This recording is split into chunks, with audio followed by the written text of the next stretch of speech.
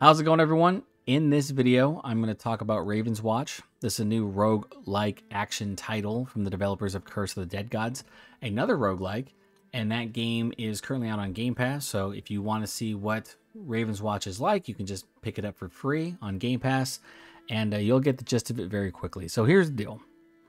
This game is in early access, and by that I mean early access.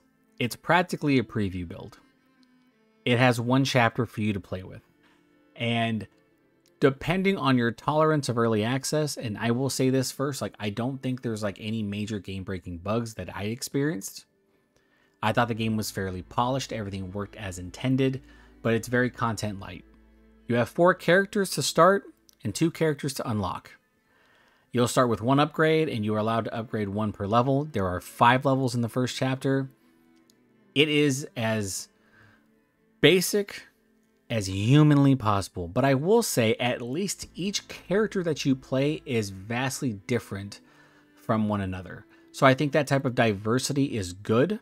You will always start out in normal mode, and once you complete and beat the Master Nightmare, that would be the final boss of the chapter, you will then be able to select Nightmare, which you'll have, different afflictions, and it's like I said, it's one of these games that unless you are a fiend for this genre, you're probably gonna have to wait a little bit before more content starts to roll in, because it looks like there's going to be at least 10 plus characters, which I think is pretty cool. I think the co-op is pretty solid. The footage you're going to be seeing is pretty much me working with every character, going solo in each level. I just can't recommend this though to a wide audience, mostly because I cannot believe it's only 1 chapter. That really blows my mind. I really thought there'd be more to it. And, I would say roughly 4 to 5 hours, you should be able to make at least 1 cycle with each character. So you're going to know what Ravenswatch has to offer. Now, before we start talking about the characters, we're going to talk about how each character has a regular attack, a power attack, a special, and then a defensive ability. There also is a legendary ability that's unlocked at level 5, and some of these are good, and some of them are terrible. You're going to find that out pretty quickly. I found the Pied Pipers to be the best one. It's my favorite one, where he just kind of waltzes around, and he just shoots as many notes as possible. I like BEOWULFs too, where the Drake just kind of goes off and just starts flaming everybody. Really fun. But that's pretty much all there is to it. You can't upgrade each of these abilities. So let's start talking about these characters. The first character you're going to see is SCARLET. It looks like Little Red Riding Hood. And I think she's one of the best starter characters because during the day, she's technically an assassin. She's a rogue character. At night, she turns into a werewolf, which is awesome because she has abilities that can heal the character. And I think she might be the only one who can naturally heal. So during the day, I feel like her kit is pretty strong. So you have your basic attacks, and as you're accumulating damage with SCARLET, and as her dagger meter fills up, you'll do more damage. And then you can use your power move, which is a complete dash through, and then you'll do pretty good consecutive damage on that. Her special move is throwing a bomb. One of the upgrades to this is that instead of a delayed primer, the bomb explodes almost immediately, which does really good damage. Fantastic move. And then her defensive ability is just cloaking herself. So if you're in combat and you're getting surrounded and you're having a hard time, use your defensive ability and you'll just move around. Okay. Her werewolf stuff, like fighting at night, is so much fun because not only does she have her normal attack, but one of the upgrades and one of the buffs to it is that if you do it consecutively, her attack speed increases. So she's just wailing on all of these enemies. She has her power abilities, this really big bite attack, does an insane amount of damage, will clear a lot of mobs pretty easily. There's a diving attack, which does AoE damage, pretty good to knock and stagger enemies about. I feel like, though, with her defensive ability, in which she enables herself to attack and then heal upon attack, which is fantastic. It really is. It's a lifesaver, especially when you're fighting the bosses. So I really found SCARLET to be one of those characters that you'll probably like almost immediately when you start playing her, especially when you start upgrading her and experimenting with her. She's a great starter character.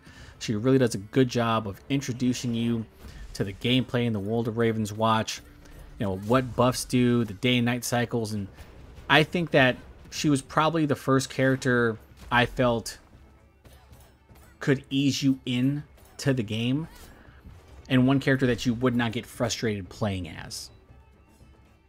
Let's move on to BEOWULF. So, I didn't like this character at first.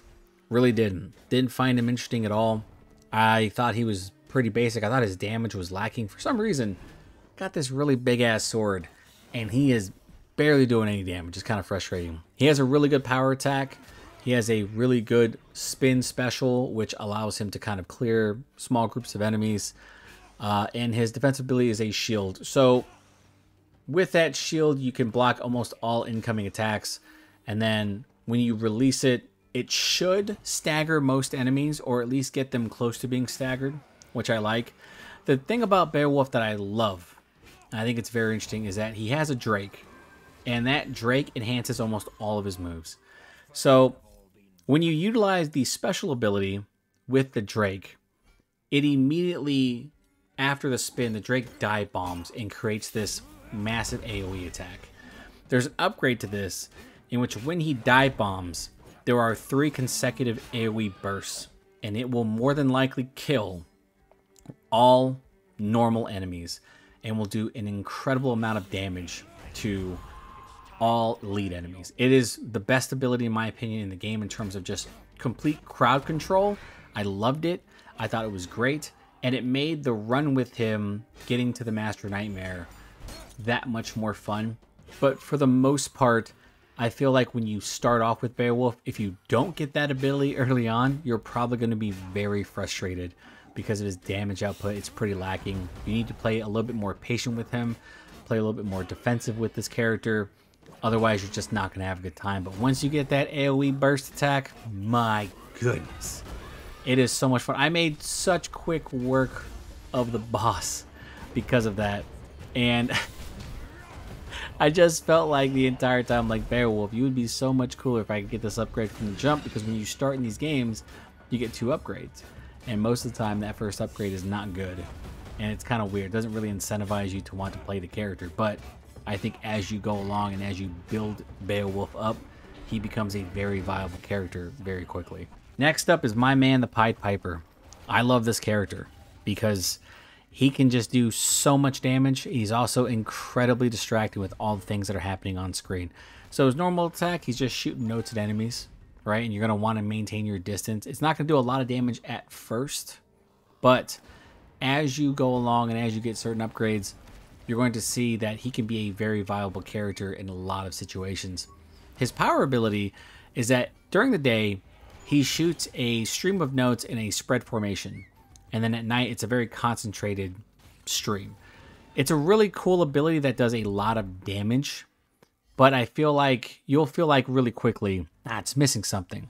Don't worry. There's an upgrade to your defensive ability, which creates this barrier and pushes enemies away. The moment an enemy gets hit by that, if you use your power ability immediately afterward, that stream goes on for so much longer and does so much damage.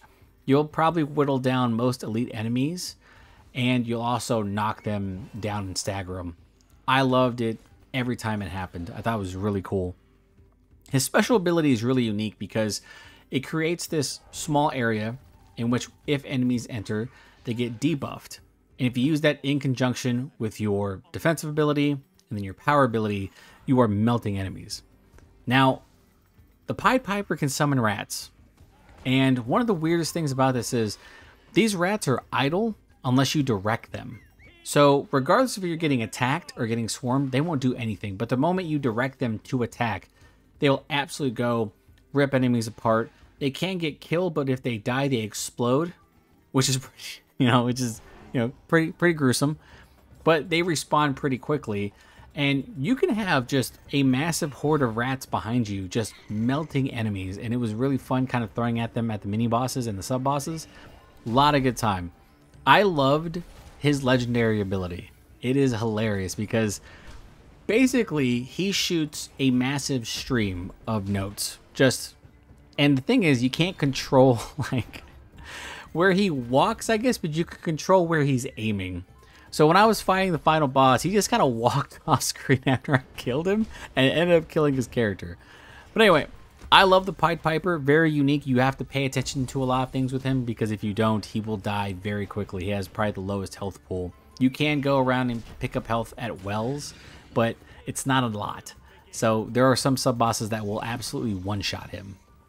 Next up is the character that I think the developers wanted to just completely be broken for no other reason than to be broken, and that is the Snow Queen. This character, if you start out with her, is more than likely going to be that character that you just absolutely start dominating enemies with. Seriously, her regular attack is that she throws out an icicle, and that icicle can track, and it goes on like different curves. She can use her power ability, which creates like a small AoE stomp in front of her, and if you upgrade that ability, it does a hailstorm, which does consecutive damage. Her special ability is that she creates kind of this AoE frost attack, and it, like, you know, creates this circle around you. Doesn't really do much other than like frost enemies. However, if you get the upgrade for it, it throws out icicles, and these icicles can, you know, cross and intersect with one another, and they do a ton of damage. And her defensive ability is, at first, it's kind of push ability, where she's, you know, pushing herself back. But that upgrade to that ability will allow you to do consecutive ice damage to enemies. And at night, when this character is utilizing her abilities, there's like added frost damage. So this character is essentially broken. It is like, you are overpowered. And even with her health gauge, you start out at 80.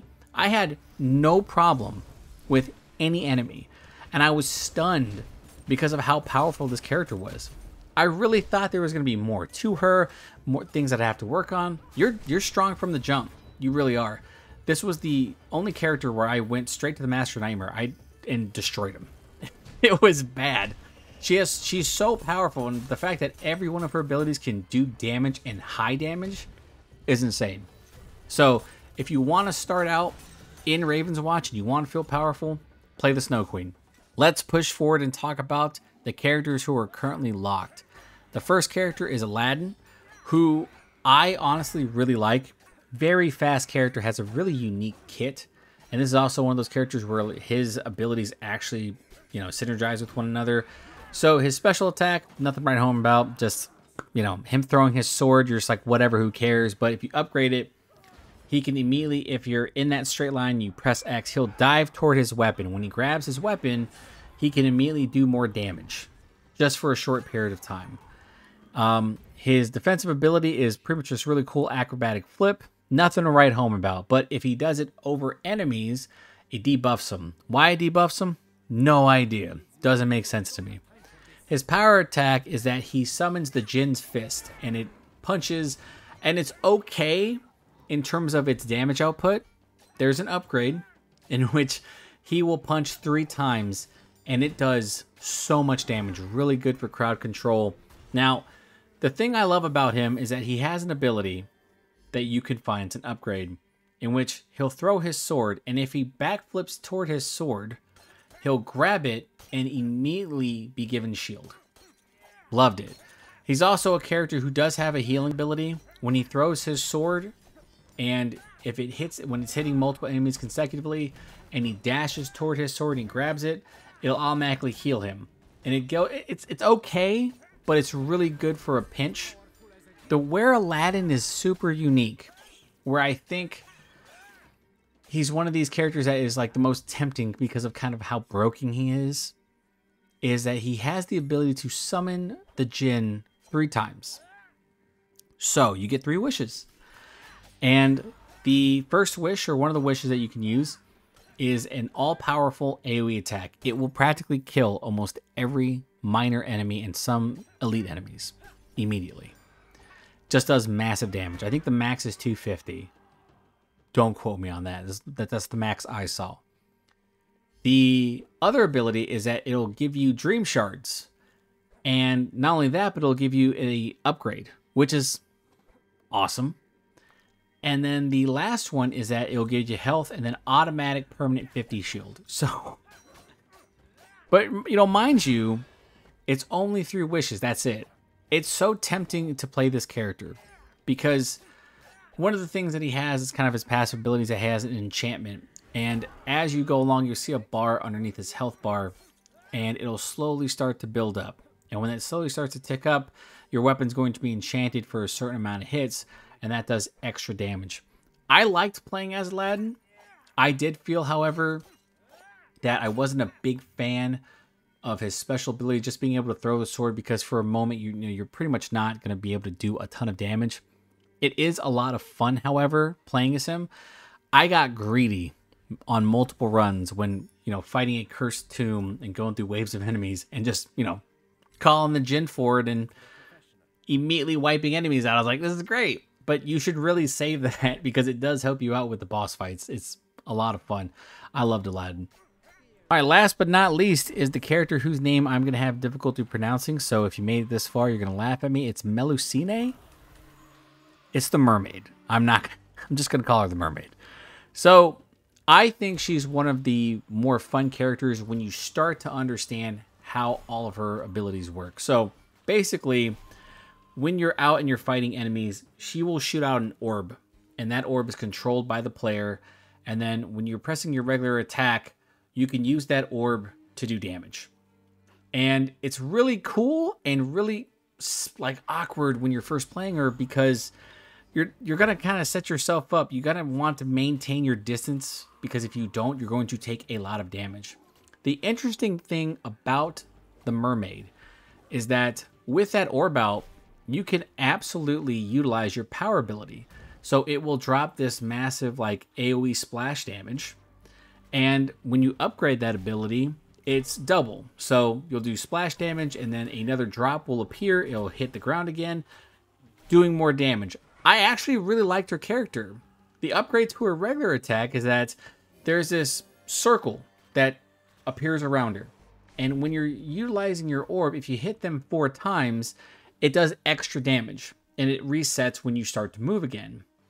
Her special ability is this shooting a stream of water. It's like a tidal wave, right? I think that's what they call it. And then when it's upgraded, it just, larger. That's it. This larger area of effect. Her defensive ability at first is just her doing a backflip. But there is an upgrade to it to where you can hold down your defensive ability and then dive and swim underwater. Or you can use a different upgrade in which you'll backflip, and then once you backflip, it becomes like another power attack. So when her kit works, when she's pushing everything all together, it is a lot of fun because she can do a ton of damage. And it's just really awkward at first. I think my first playthrough, I had no idea what I was doing, and I got killed pretty quickly. My second playthrough, I was able to cycle through the boss. She also has a really cool legendary ability in which she just pretty much turns into this massive tidal ball, and then you drop her and she does massive splash damage. Really cool. Probably the most unique character in the game. Obviously, I'm, got the most unique name, but I think that she's one of those characters where you're going to want to keep your distance at all times or you are going to die. I just remember telling myself, yeah, I probably should just keep my distance away because she can collect healing orbs at the same time, which I thought was really cool. And then you can just backflip and create AoE splash damage as you're moving, utilize your power attacks. Really good synergy for herself. She actually can solo a bunch of enemies by herself. I really liked playing her. So that is going to be every character in Ravenswatch. And,